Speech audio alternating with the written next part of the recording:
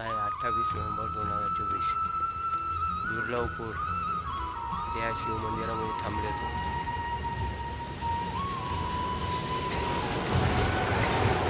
मंदिराचा परिसर.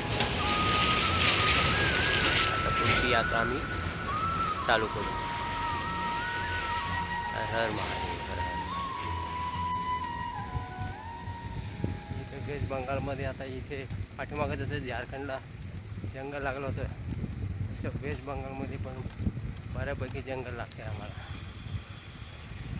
हर हर महादेव, हर हर महादेव. आता जगन्नाथपूर इथनं जवळपास 500 किलोमीटर आहे. दिसते ती द्वारकेश्वर नदी. मंदिरात थांबलो होतो. बाजूला येऊन झाला हे दृश्य टिकतोय मी कॅमेरामध्ये. समोर ब्रिज आहे, त्या ब्रिजवरनं आम्हाला जायचं आहे.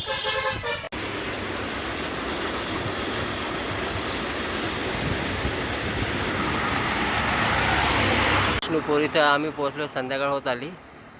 समोर एक मंदिर आहे, त्याच थांबू आम्ही आज. हर हर महादेव. पूरपासून पुढे आलो आहे. अंधार झाला आहे. शिवमंदिर लागलं आहे. आज मुक्काम आमचा इथेच राहील. समोरनं मंदिराच्या गेटचं दृश्य. मंदिर इथं आम्ही आज थांबलो आहे. पाठीमागं विष्णुपूर इथं थांबण्याची व्यवस्था नव्हती.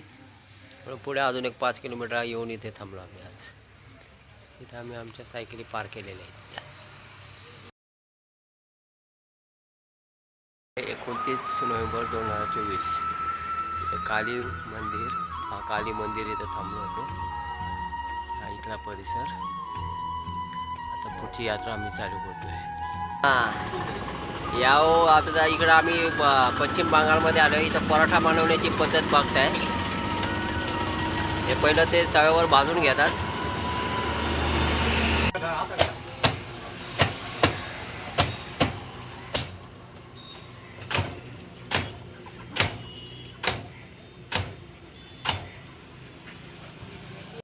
समोर जाताना भलं मोठं जंगल दिसतं बंगालच्या.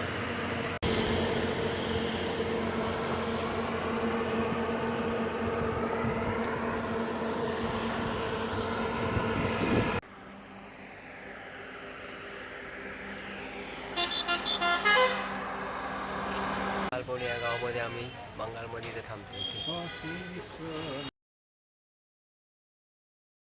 आज 30 नोव्हेंबर 2024 सोलबणी इथे थांबलो होतो. बंगालमध्ये अजून आता पुढचा प्रवास चालू झाला आहे आमचा. संध्याकाळ होत आली. सूर्यास्त मावळ्याच्या दिशेने इथे बेल्डा म्हणून गाव पुढे लागेल 5 किलोमीटर अंतरावर. तिथे आम्ही थांबू आज. आज सकाळीच पाऊस लागला होता. दुपारी रेस्ट कमी घेऊन आम्ही अंतर कवर केलं पुढचं. मग जवळपास आज 70 किलोमीटर होईल बेल्टाला पोचल्यानंतर. इथे हे श्री विष्णू मंदिर दिसतंय.